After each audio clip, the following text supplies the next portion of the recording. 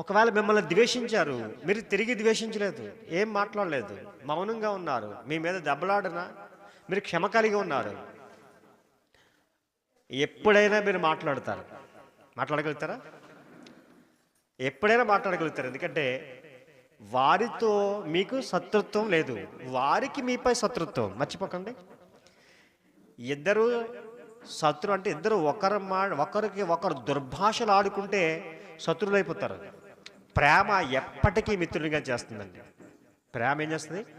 ఎప్పటికీ మనల్ని మిత్రులుగా చేస్తుంది. ఈ విషయాన్ని మాత్రం మర్చిపోకండి. అందుగురించే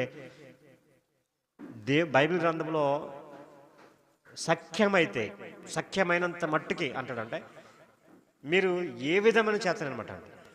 అంటే మ్యాక్సిమం అనే మాట ఉపయోగించారనమాట. మీరు ఏం చేయాలి? సమాధానము